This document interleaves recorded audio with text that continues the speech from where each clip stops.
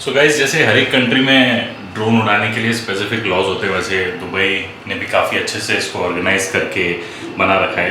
तो यहाँ पे एक जगह है जिसका नाम है सनद academy.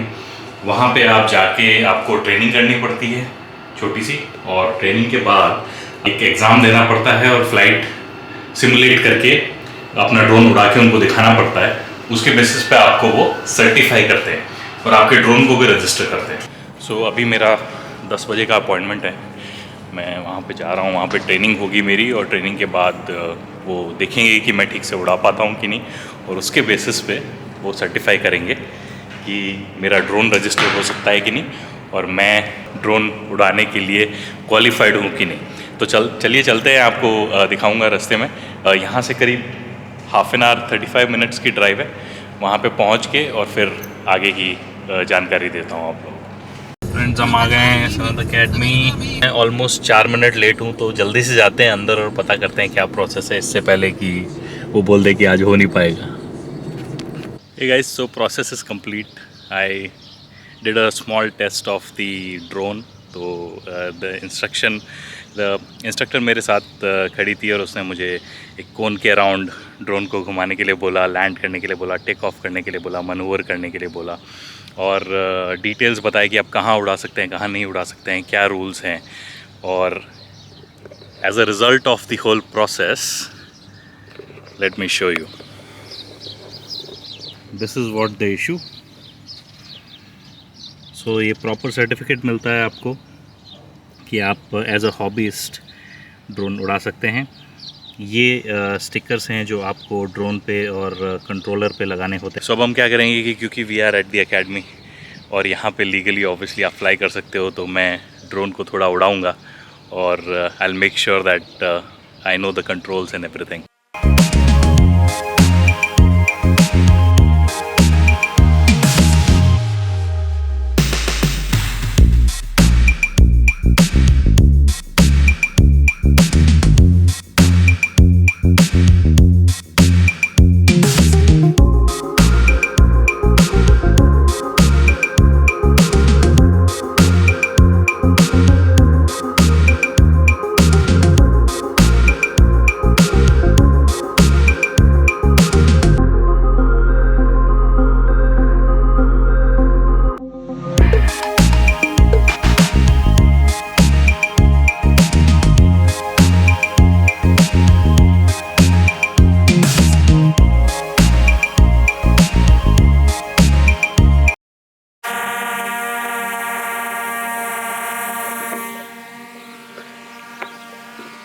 As you would see, it's an extremely stable drone to fly, guys.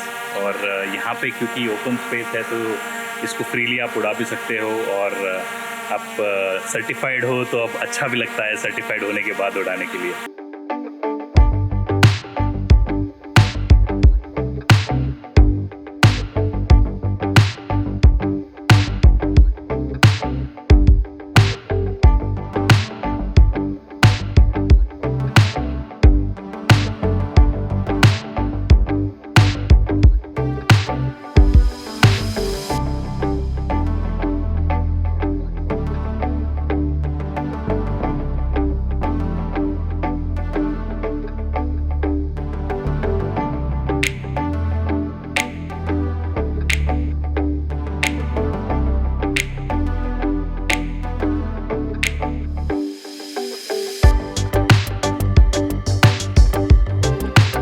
उसके पीछे वाली साइड जहाँ मैंने टेस्ट दिया था, वहाँ पे आप आरसी प्लेन्स को उड़ा सकते हैं। Guys, how exciting would that B.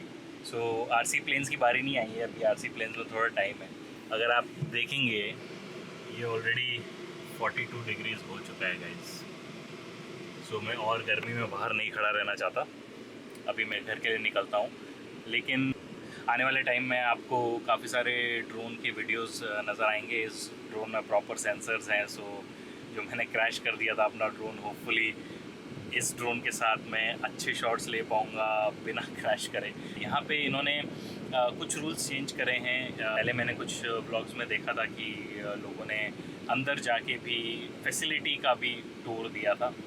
अभी इन्होंने अंदर फैसिलिटी का टूर बंद कर दिया है।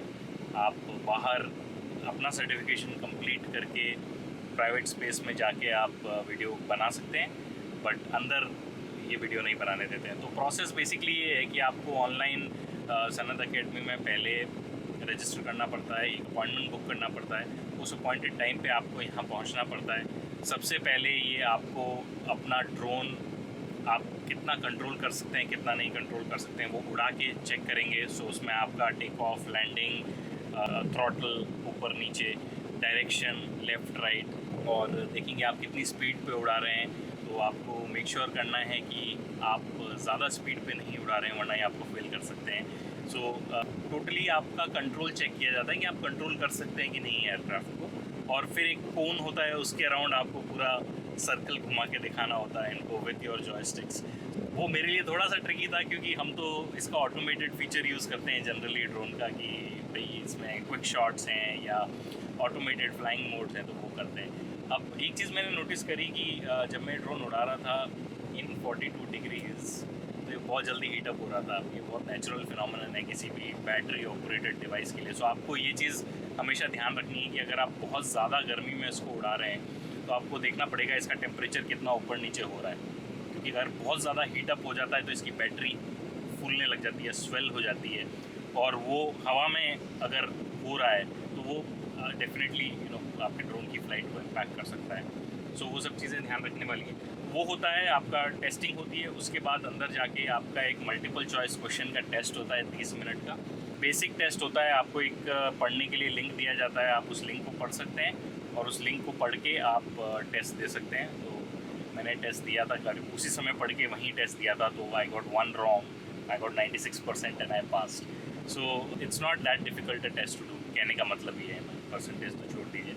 बेसिकली इन्होंने प्रोसेस इस तरह बना रखा है कि आपको स्टेप 1 से step 4 what ever it is, आपको क्लियरली पहले ही समझा दिया जाता है, और आपको पता होता है कि आपको अगर लाइसेंस चाहिए उड़ाने का तो क्या प्रोसेस है, और उसकी उन्होंने फ़ीस कर रखी। तो मैंने अभी 350 दिरहम्स पे करे हैं इस टेस्ट के।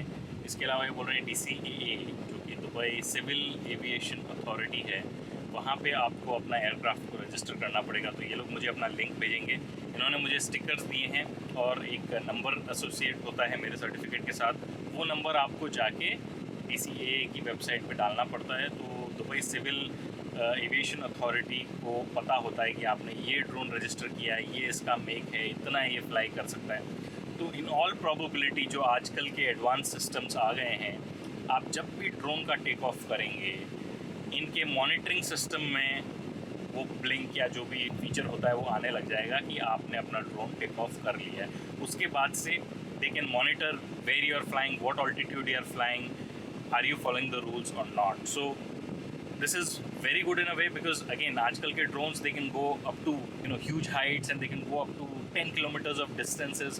So in a city like Dubai, जहाँ पे हर टाइम पे हेलीकॉप्टर्स, RC planes, आपके सी प्लेन्स, एयरपोर्ट, और वो भी मल्टीपल एयरपोर्ट्स हैं, तो कुछ ना कुछ होता ही है सिविल एविएशन को मॉनिटर करने के लिए, और उस सब के बीच में ड्रोन्स को अलाउ करना in itself is a challenge.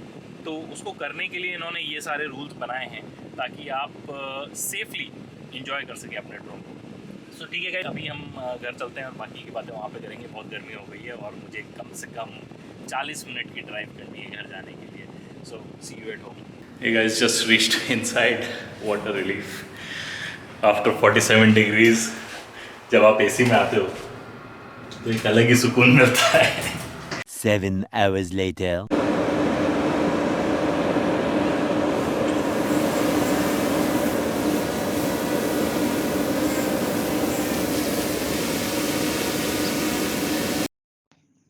Okay friends, so we all know that the DJI has loaded this drone with its latest and greatest technology. One of those technologies is ActiveTrack 4, and I'm going to put that to test here. What I'm doing is I've selected my car as the object, and I want the drone to track this object as a point of interest and create a cinematic shot by circling around the car. Now you would notice that what the drone is doing is it is making sure that it is keeping the car at the exact center of the circle that it is trying to draw, and it's trying to create a great cinematic shot. So let's enjoy the shot and see how the drone performs in this maneuver.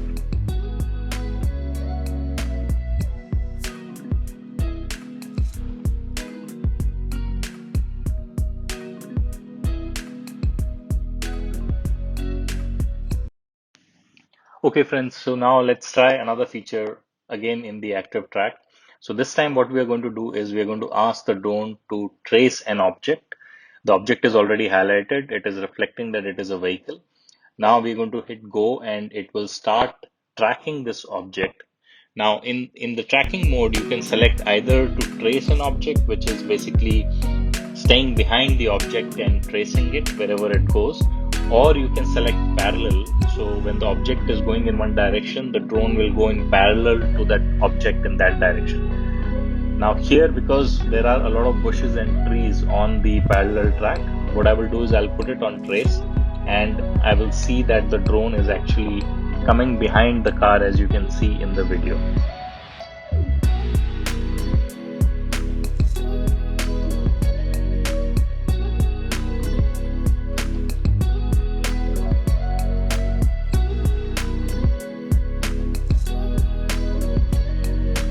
So friends, let's see how good the Active Track 4 is. There is a car coming right behind me, and ideally if it is just vehicle tracking, there is a possibility that it will lose me. So let's see whether it loses me or it maintains the focus on my car instead of switching to any other car that is passing by. So you would now see that it is still maintaining focus on my car and it's not switching to any other vehicle that passes by. So this is really good from DJI.